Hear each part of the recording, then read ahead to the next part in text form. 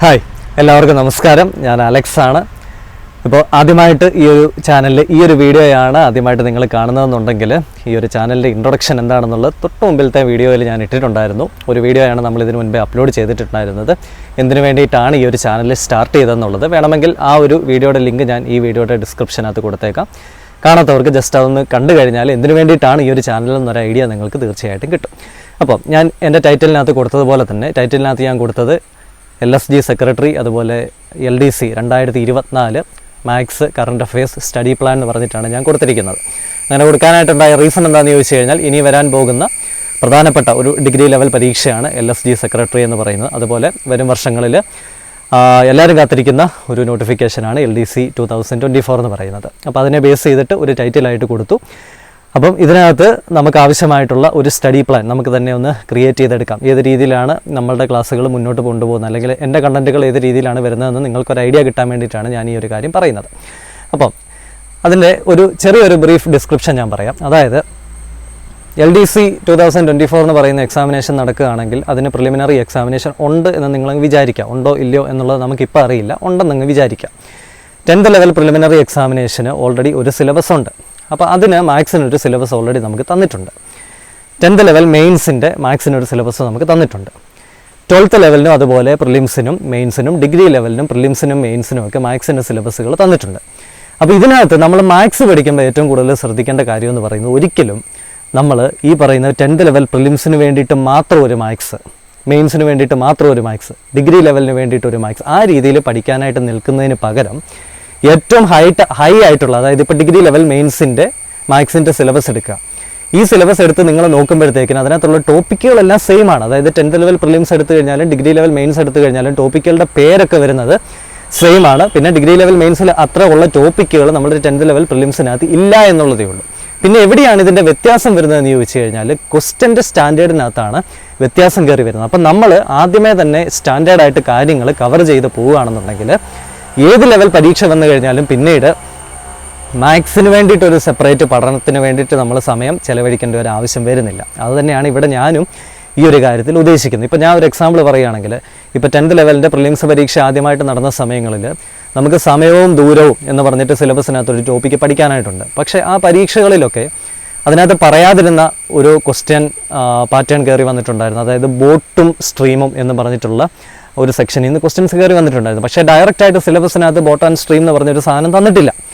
അപ്പം നമ്മൾ അതിൽ നിന്നും പഠിക്കേണ്ട കാര്യം എന്താണെന്ന് ചോദിച്ചു കഴിഞ്ഞാൽ, ഇപ്പോൾ ടൈം ആൻഡ് ഡിസ്റ്റൻസ് തന്നിട്ടുണ്ടെങ്കിൽ അതുമായിട്ട് ബന്ധപ്പെട്ട്, സ്പീഡുമായിട്ട് ബന്ധപ്പെട്ടിട്ടുള്ള കാര്യങ്ങൾ, അതിപ്പോൾ ട്രെയിൻ ആയിക്കോട്ടെ, ഈ പറഞ്ഞിട്ടുള്ള ബോട്ട് ആൻഡ് സ്ട്രീം ആയിക്കോട്ടെ, ഇനി ബോട്ട് വരുമ്പോഴത്തേക്കിന് സ്ട്രീം വരുമ്പോഴത്തേന് പിന്നെ പൈപ്പ് ആൻഡ് ടാങ്ക് ആയിക്കോട്ടെ, അങ്ങനെ കണക്ട് ചെയ്ത് അതുമായിട്ട് ബന്ധപ്പെട്ടിട്ടുള്ള ടോപ്പിക്കുകളൊക്കെ കവർ ചെയ്യാനായിട്ട് നമ്മൾ തന്നെ എന്ത് ചെയ്യുക, അത് ഒരു ലോജിക്കായിട്ട് എടുത്തിട്ട് ട്രൈ ചെയ്യുക എന്നുള്ളതാണ് അതിനകത്ത് ഒരു വാസ്തവമായിട്ടുള്ള ഒരു കാര്യം എന്ന് പറയുന്നത്. അപ്പോൾ ഏറ്റവും നല്ലത് ഡിഗ്രി ലെവൽ മെയിൻസിൻ്റെ മാത്സിൻ്റെ സിലബസ് എടുത്തിട്ട് അതിനകത്ത് എന്തൊക്കെ ടോപ്പിക്ക് തന്നിട്ടുണ്ടോ അതുമായിട്ട് ബന്ധപ്പെട്ടിട്ടുള്ള ടോപ്പിക്കുകൾ നമ്മൾ എന്ത് ചെയ്യണം, അതിനകത്ത് PSC ചോദിച്ചിട്ടുള്ള ക്വസ്റ്റ്യൻസും ഇനി വരാൻ സാധ്യതയുള്ള ക്വസ്റ്റ്യൻസും ഏത് രീതിയിൽ എളുപ്പത്തിൽ നമുക്ക് ചെയ്യാൻ പറ്റും, മാക്സിമം പേന ഉപയോഗിക്കാതെ ഏത് രീതിയിൽ നമുക്ക് കണക്കുകൾ ചെയ്തെടുക്കാനായിട്ട് പറ്റും എന്നുള്ള കാര്യമാണ് നമ്മൾ തീർച്ചയായിട്ടും ഇതിനകത്തൂടെ നോക്കി പോകേണ്ടത്.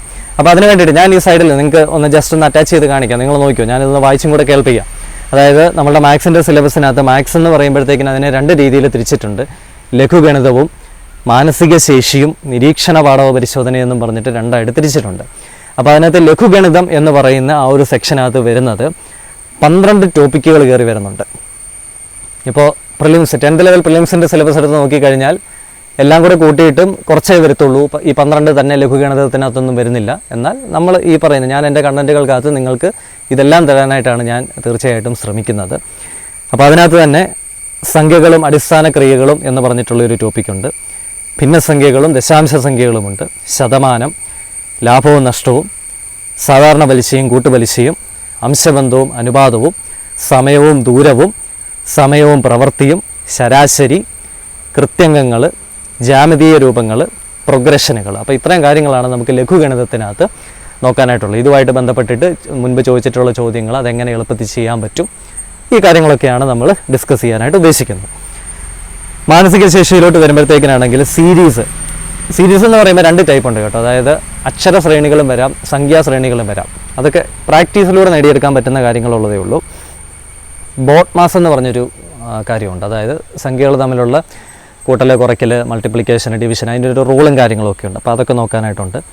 സ്ഥാനനിർണ്ണയ പരിശോധന, റാങ്കിങ് എന്ന് പറയും. റാങ്കിങ് അതായത് 4 പേരെ ഒന്നിച്ച് നിർത്തിയിട്ട് കുറേ കണ്ടീഷൻസ് എല്ലാം പറഞ്ഞിട്ട് മൂന്നാമത് നിൽക്കുന്ന ആരാണ്, അല്ലെങ്കിൽ ഇത്രാമത് നിൽക്കുന്ന ആരാണെന്നൊക്കെ പറഞ്ഞിട്ടുള്ള കുറേ ക്വസ്റ്റ്യൻസ്. പിന്നെ ഒറ്റയാനെ കണ്ടെത്തുക, ഓഡ് മാൻ out, coding, decoding, family relations, കുറേ റിലേഷൻസും കാര്യങ്ങളും എല്ലാം തരും. കുറേ പേരുടെ ചരിത്രങ്ങളെല്ലാം പറഞ്ഞതിന് ശേഷം മകന് അമ്മാവനുമായിട്ടുള്ള കണക്ഷൻ ഈ ഒരു ക്വസ്റ്റ്യൻ ബേസ് ചെയ്ത് എങ്ങനെയാണ്, അല്ലെങ്കിൽ ഒന്നാമത്തെ ആളിന് അഞ്ചാമത്തെ ആളുമായിട്ടുള്ള കണക്ഷൻ എന്താണെന്നൊക്കെ പറഞ്ഞിട്ടുള്ള പല ക്വസ്റ്റ്യൻസ് ഉണ്ട്. അപ്പോൾ ആ രീതിയിലുള്ള ക്വസ്റ്റ്യൻസൊക്കെയാണ് ഈ ഫാമിലി റിലേഷൻസിൽ വരുന്നത്. പിന്നെ direction, north, south, east, west, ഇതൊക്കെ വെച്ച് നോക്കിയിട്ട് ഓരോ വണ്ടി അങ്ങോട്ട് പോകുന്നു, 15 മീറ്റർ പോയിട്ട് ഇടത്തോട്ട് തിരിയുന്നു, വലത്തോട്ട് തിരിയുന്നു, ഇത്ര ഡിഗ്രി തിരിയുന്നു, അപ്പോൾ പുറപ്പെട്ടെടുത്ത് നിന്നിട്ട് ഇപ്പോൾ എവിടെയാണ് നിൽക്കുന്നത്, ഇങ്ങനത്തെ ക്വസ്റ്റ്യൻസൊക്കെ ഉണ്ട്. അതൊക്കെയാണ് അതിനകത്ത് വരുന്നത്. പിന്നെ ക്ലോക്കുമായിട്ട് ബന്ധപ്പെട്ടിട്ട് ക്ലോക്കിൻ്റെ മിനിറ്റ് സൂചി, അതുപോലെ അവർ സൂചി, ഇത് ഒക്കെ ആയിട്ട് ബന്ധപ്പെട്ടിട്ടുള്ള കോണുകൾ, അങ്ങനത്തെ കാര്യങ്ങളൊക്കെ. കലണ്ടറും തീയതിയും, അതായത് നമ്മളോടിപ്പോൾ ഒരു 5 വർഷം കഴിഞ്ഞത്തെ ഒരു തീയതി പറഞ്ഞിട്ട് അത് ഏത് ദിവസമാണെന്ന് ചോദിക്കുന്നു, ഇങ്ങനത്തെ കാര്യങ്ങളൊക്കെ. പിന്നെ കുറച്ച് ക്ലറിക്കൽ എബിലിറ്റി ഒക്കെ, അതായത് ഓരോ ഫിഗറൊക്കെ തന്നിട്ട് ഓരോ കാര്യങ്ങളൊക്കെ ചോദിക്കുന്നിട്ട്, അതാണ് ഈ മാനസിക ശേഷി പരിശോധന എന്ന് പറയുന്നത്. ലോജിക്ക, കംപ്ലീറ്റ് ലോജിക്കലി നമ്മൾ കാര്യങ്ങൾ ചെയ്യുന്ന കാര്യങ്ങളാണ് ഇതിനകത്ത് വരുന്നത്. ഇപ്പോൾ നിങ്ങൾ ഈ സ്ക്രീനെ കാണുന്നുണ്ടല്ലോ. അപ്പോൾ ഇത്തരം കാര്യങ്ങൾ നമുക്ക് എന്ത് ചെയ്യണം, ഓരോ കണ്ടൻറ്റുകളിൽ ഇതിനു മുൻപേ ചോദിച്ചിട്ടുള്ള ചോദ്യങ്ങൾ, ചെറിയ ചെറിയ ചോദ്യങ്ങൾ എടുത്തിട്ട് അതെങ്ങനെയാണ് ചെയ്യുന്നതെന്നൊക്കെ വളരെ കൃത്യമായിട്ട് നമുക്ക് കംപ്ലീറ്റ് ചെയ്ത് വരേണ്ടതായിട്ടുണ്ട്. അപ്പോൾ അങ്ങനെ ചെയ്യുമ്പോഴത്തേക്കിന് മാത്സ് ഒരു ഏകദേശ ധാരണ നമുക്ക് വരും. ഒരു ധാരണ നമുക്ക് കിട്ടിക്കഴിഞ്ഞാൽ പിന്നെ നമ്മൾ ക്വസ്റ്റ്യൻസ് പ്രാക്ടീസ് ചെയ്താൽ മതി. ഒരുപാട് പുസ്തകങ്ങൾ കിട്ടും നമുക്ക് ക്വസ്റ്റ്യൻസ് പ്രാക്ടീസ് ചെയ്യാനായിട്ടുള്ള ക്വസ്റ്റ്യൻസ് ഒക്കെ എടുത്ത് വെച്ചിട്ട് ചെയ്യാനായിട്ട്. പ്രാക്ടീസ് ചെയ്ത് കഴിഞ്ഞാൽ മാത്സിന് നമുക്ക് എന്ത് ചെയ്യും, 10 മാർക്കിൽ 10ൽ ഒരു 8 അല്ലെങ്കിൽ 9 ഉറപ്പിക്കാം, അല്ലെങ്കിൽ 20 മാർക്കാണെങ്കിൽ ഒരു 17 മുകളിലോട്ട് എന്താണേലും ഉറപ്പിക്കാം. കറക്റ്റായിട്ട് ചെയ്തു പോവുകയാണെങ്കിൽ ഫുൾ മാർക്ക് നമുക്ക് കിട്ടാൻ പറ്റുന്ന ഒരു സെക്ഷനാണ് ഈ പറയുന്ന മാത്സ് എന്ന് പറയുന്നത്. അപ്പോൾ ആ രീതിയിൽ നമുക്ക് ഈ ഒരു സിലബസിനെ ബേസ് ചെയ്തിട്ടായിരിക്കും നമ്മളുടെ പ്ലാനും കാര്യങ്ങളൊക്കെ അങ്ങോട്ടേക്ക് മുന്നോട്ട് പോകുന്നത്. ഇനി നമുക്ക് കറണ്ട് അഫയേഴ്സിലോട്ട് വരാം. ഇപ്പോൾ നമ്മൾ നിൽക്കുന്ന വർഷം എന്ന് പറയുന്നത് 2023 പകുതി കഴിഞ്ഞു. അപ്പോൾ അതുകൊണ്ട് തന്നെ ഇനി വരുന്ന എക്സാമിനേഷൻ നമ്മളൊരു 2024 വെച്ചിട്ടാണ് നമ്മൾ ഈ കാര്യങ്ങൾ ഇപ്പോൾ ചെയ്തു തുടങ്ങുന്നത്. അതുകൊണ്ട് തന്നെ ഒരു 2021 മുതലുള്ള ഫാക്റ്റുകൾ നമ്മളൊന്ന് ജസ്റ്റ് ഒന്ന് നോക്കി പോരുന്നത് ഏറ്റവും നല്ലതായിരിക്കും. അപ്പോൾ 2021 മുതലുള്ള കാര്യങ്ങളാണ്, 2021 ജനുവരി മുതലുള്ള കാര്യങ്ങളാണ് ഞാൻ തീർച്ചയായിട്ടും ടെലഗ്രാം ചാനലിലൂടെ അപ്ഡേറ്റ് ചെയ്യാനായിട്ട് ഉദ്ദേശിക്കുന്നത്. അപ്പം ആദ്യമായിട്ട് ഈ ചാനൽ കാണുന്നവർക്ക് വേണ്ടിയിട്ട് പറയാം, യൂട്യൂബ് ചാനൽ വഴിയായിരിക്കും മാത്സിൻ്റെ കണ്ടൻറ്റുകൾ പ്രൊവൈഡ് ചെയ്യുന്നത്. കറണ്ട് അഫയേഴ്സ് പ്രൊവൈഡ് ചെയ്യുന്നത് നമ്മുടെ ടെലഗ്രാം ചാനലിലൂടെ ആയിരിക്കും അപ്ഡേറ്റ് ചെയ്യുന്നത്. അതിനൊരു ദിവസം ഒരു തവണ നിങ്ങൾക്ക് മെസ്സേജ് വരുള്ളൂ എന്നൊന്നുമില്ല. അപ്ഡേറ്റ് ചെയ്യുന്നതിനനുസരിച്ചിട്ട് നിങ്ങൾക്ക് പുതിയ പുതിയ ഫാക്റ്റുകൾ നിങ്ങൾക്ക് കിട്ടിക്കൊണ്ടേയിരിക്കും. അപ്പോൾ ചെയ്യേണ്ടത് എത്ര മാത്രമേ ഉള്ളൂ, ഈ വീഡിയോയുടെ ഡിസ്ക്രിപ്ഷനകത്ത് ടെലഗ്രാം ചാനലിൻ്റെ ലിങ്ക് കൊടുത്തിട്ടുണ്ട്.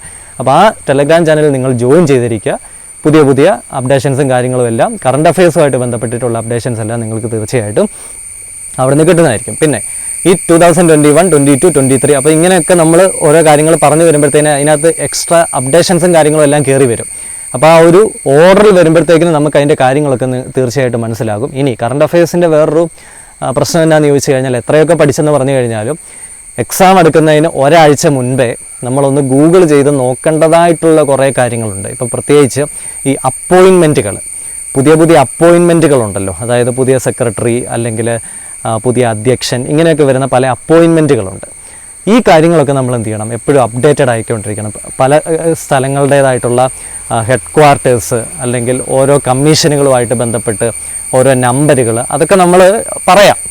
ഓരോ കാര്യങ്ങൾ ചെയ്യുമ്പോഴത്തേക്കിന് പറയാം അപ്ഡേഷൻസ്. അപ്പം അത് നമ്മുടെ സ്വന്തം റെസ്പോൺസിബിലിറ്റിയാണ്. എത്രയൊക്കെ എവിടെ നിന്നൊക്കെ കറണ്ട് അഫയേഴ്സ് കിട്ടിയെന്ന് പറഞ്ഞു കഴിഞ്ഞാലും എക്സാമിന് ഒരു 4-5 ദിവസം മുൻപേ നമ്മൾ എന്ത് ചെയ്യേണ്ട, ഗൂഗിളിനകത്തൊക്കെ നോക്കി ഏറ്റവും ലേറ്റസ്റ്റ് ആയിട്ടുള്ള അപ്ഡേറ്റുകൾ കറണ്ട് അഫയേഴ്സിനെ ബേസ് ചെയ്തിട്ട് നമ്മൾ നേടിയെടുക്കുക എന്നുള്ളത് നമ്മളുടെ സ്വന്തം റെസ്പോൺസിബിലിറ്റിയാണ്.